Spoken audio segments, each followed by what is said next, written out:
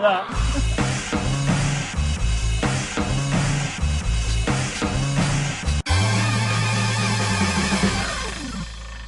Hi, I'm Stuart. And I'm Paul. And welcome to Best of British, and this week it's a bit different from what we normally do.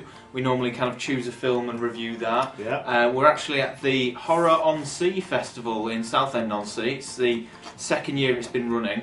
And we were lucky enough that our film Rats and Frostbite, our proof of concept trailer, got into the festival, which is fantastic because we got a chance to see it on the big screen with an audience and gauge how they react to it. So we thought we'd just make a proof of concept trailer for now, which is the results you'll see here, which was the effort of a lot of people. So I hope you enjoy it. It's just crazy fun, really. So thanks. So at the festival there's quite a lot going on really, wasn't there? There's been a whole kind of demonstration of all the makeup and the special effects that go into creating lots of different zombies. Yeah, by Silent Studios, who I found out did the Resident Evil 6 live action trailer.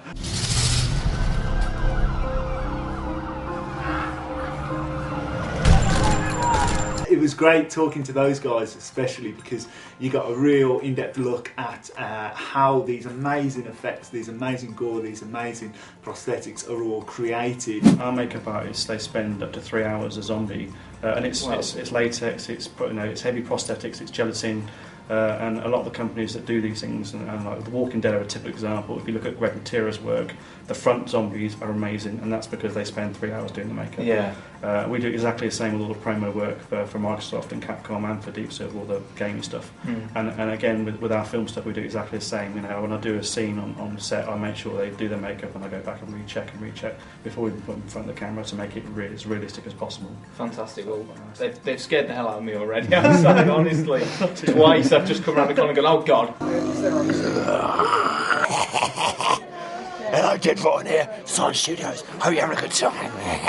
There's a really great store just near where the films get played, which is selling a whole array of DVDs, merchandise, photos, artwork, anything you need for your horror. I don't know. Horror needs are all catered for right there. Yeah. So yeah, that's pretty cool. We came down very early this morning, and first film after our films that we got to see was this little beauty, Evil Bread. Well, we have 4 days to write, rehearse, shoot, direct and hand in a completed horror film. The drama students are pussies, and you two are fucking idiots. So we're here with the guys from Evil Bread. Guys from Evil Bread, your film is wicked. Oh, thank you very much. It's very kind of you to say. We were massive fans, massive fans. We're massive fans of yours. Yeah. Rats! We want a full film of Rats. We want to see a full film of Rats. Yeah. The Evil Bread is about two kind of slacker filmmakers who are given... Sorry, it kind of rang home, didn't it? Yeah, the slacker filmmakers. I've just to interject, there was some in-jokes there, which for filmmakers were hilarious, but anyway. But yeah, they're kind of tasked with their final assignment for university or college, and they're given a brief to make a film, but they've only got 12 days to do it. Oh, well, actually, no. That's how long it took them to actually film the film. They've only got like a day to make it, and they have to use these drama students who they hate and who aren't the most talented bunch. And they go to an old haunted house, which again is quite a joke in the film, where it's just a normal bungalow, really, converted bungalow. And there is actually evil there, which is unleashed and kind of ruins their film shoot, or makes the film shoot even better than what they thought. One of my favourite films of all time is Evil Dead 2. I just adore it. So it was just an excuse to do a horror comedy, pay so many homages to, like, there's Gremlins in there, Howling, The Omen. Am I forgetting anything? Gremlins. And then, and tipping its hat more specifically to Evil Dead. And really, it's quite a slow-paced film, because really it takes quite a while to get to the killings and those types of things, but it's just a joy to watch the comedy, mainly between the two lead cast members, and then all of the supporting cast as well are just absolutely fantastic in it. And me and Paul were just sat at the front laughing our heads off the entire time. It was hilarious. Why don't we use mannequins? I mean, it worked for that one film. What was it called? Mannequin. That's the one. The characters were great of the main two guys, this slacker comedy that they're creating, but it had its own unique take on it, I think. And certainly the character of Dave was just great. So funny. We've all get him in a film. We do. We've all seen those sidekick characters, but he brought something really fresh to the role. So what's great about Steve is it's very much a collaborative experience of things. So if you kind of give him the sign to go, you know, let him off the reins, he'll just do it, and that's fun and stuff. And then him with Jeremy, who plays Andy, the other lead, those two together, it's like bloody Bugs Bunny and Coyote or whatever it is. No, Roadrunner and Coyote. It's a little bit like that. Once you get going, you don't stop running, really. Some of the humour is very kind of college humour. It's very vulgar, but it's hilarious. It's really funny. Fantastic. So yeah, Evil Bread, do check it out if you get a chance to see it at a festival, or if they release it online or get distribution or whatever. I really hope it will get distribution. It's a great little film. Do check it out. So we also went to see Pat Higgins, who was doing a talk. He's kind of infamous for doing Strippers versus Werewolves. He wrote the film, he didn't have anything to do with it after that. But he's done a lot of other kind of low budget horror films as well. Yeah, well, he's making a big name for himself in that area, really. And he was kind enough to kind of sit down with us and have a quick chat. Nowadays, I think it's not necessarily enough to make a first feature. You've got to be a bit brilliant. As in, something's got to be brilliant. It's got to be. It can't just be a movie that anybody could make, because anybody can now. So it needs to be something that only you can make. The spark that's the thing that makes you want to make movies. You need to get that in there so that other people want to see the film you've made.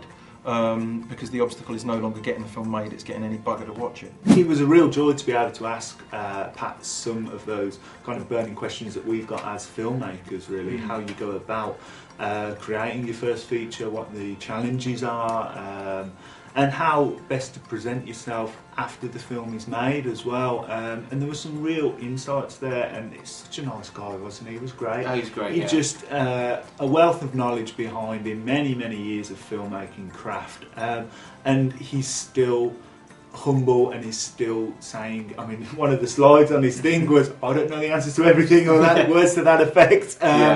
But that was great, but God, he knows a lot of answers to a lot of questions. So yeah, and that, it was nice because we're in development of our first feature film at the moment. So to be able to draw on those experiences from someone who's been there was a real joy. And if you get the opportunity, the masterclasses that he's done from last year are actually online at the moment. And in fact, viewers, you can go and watch last year's live show, Werewolves, Cheerleaders and Chainsaws. You can go and watch that. That's like an hour and change of advice and stuff. And this year's one, which is Fake Blood, Real Guts, should probably be going up online at some point too. We also saw some other great films, one including Molly Crow's. People did something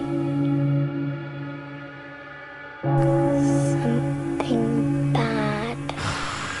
Yeah, so Molly Crow's was an interesting one because I hadn't really heard anything about it before we went in to see it. The producer was up on stage giving a bit of an introduction to it, and apparently it was made under £1,000 which is amazing, really. But it has so many actors in it. Its scale is quite large. It's all set in a town or village, and it's essentially the story of kind of a witch hunt. It was based on a tale of the area where they shot the film as well, wasn't it? Which was quite interesting, which I believe is how they got so many people to be involved in it. And we're talking, what, 80 actors or something like that? There's a hell of a lot of them kids as well, that they probably got from local primary school or theatre groups, but it was quite impressive. And she did admit that not all of them were actors. It was kind of a case of where they went around to family and friends and went, can you act at all? Do you want to be in this film? We've all been there though. Well, yeah, exactly. So it was really interesting to see that, because for under £1,000, I'm not sure the exact budget, but it's quite impressive. It's definitely one to keep an eye on. I'm not sure what their state is in terms of whether they're getting distribution or what they're doing with the film particularly. But yeah, it's definitely one to have a look at. You better not tell anyone, you little slut. We were also lucky enough to see 2 trailers for Silent Studios films, which Jason was talking to us about earlier in the interview. One's called Torture, and one of them is called Blaze of Gory, which Jason told us a bit more about. Two things. One was is our own personal feature film called Torture. Okay. So again, I wrote the story with that with some help from some of the team.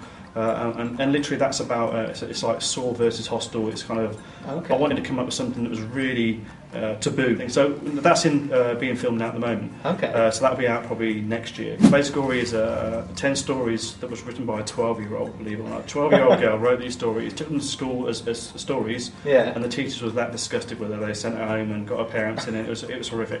So she's now 17, 18, and the guy who's collecting all of them together, Dave Davis, who's also part of our team now. He's one of my cameramen and also associate director. He's a genius, and he's given me the wraparound segment. So we've got 9 stories. And the framing narrative. Yeah, I have to do the framing that's narrative. Fantastic. Now, the one person we did get, which is a friend of mine and David's, is Emily Booth. So she stars in this movie, and she's the horror queen. Everyone knows who she is. So she acts as a mother, concerned about her daughter, and it's an Exorcist type kind of segment. But she, she's done in this segment something she's never done before. She plays a mother. She cries. She's sick. She's emotional. Whereas usually she's quite a hardcore horror girl. Goes out there, kills people. So for her, a new role. So a dream to work with.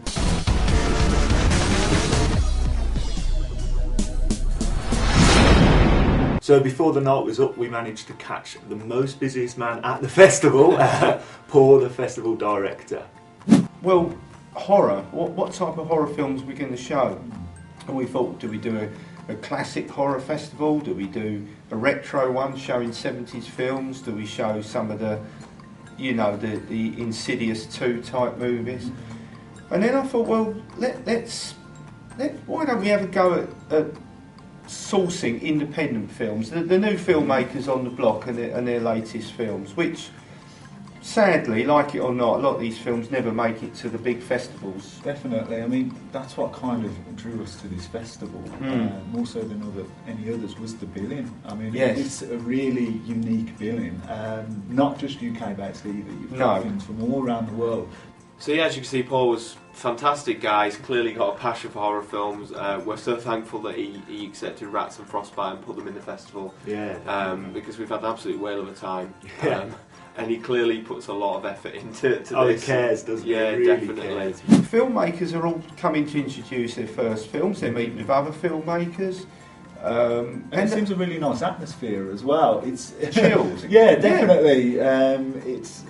There's no egos out there. Everyone's willing to speak to each other. It's in a really nice, relaxed atmosphere. And you're watching some great films. So it's brilliant, really. So we met some amazing guys at the festival, and we really hope if you guys are out there and we met you, you keep in touch with us, because it was really nice to talk to you guys and learn off you guys. We're in development at the moment of our first feature film. We're going to need all the help we can get, and any wise words or tips or things like that. Please just stay in touch, guys, because it was really nice chatting to you guys. Being involved. Also, please subscribe. You can find uncut interviews of all the people that we've talked to this weekend. Check them out, because they really are. It's a masterclass in each little. It's really informative for independent filmmakers. So if you're into that, please give them a watch. We will see you next week. Bye. Bye.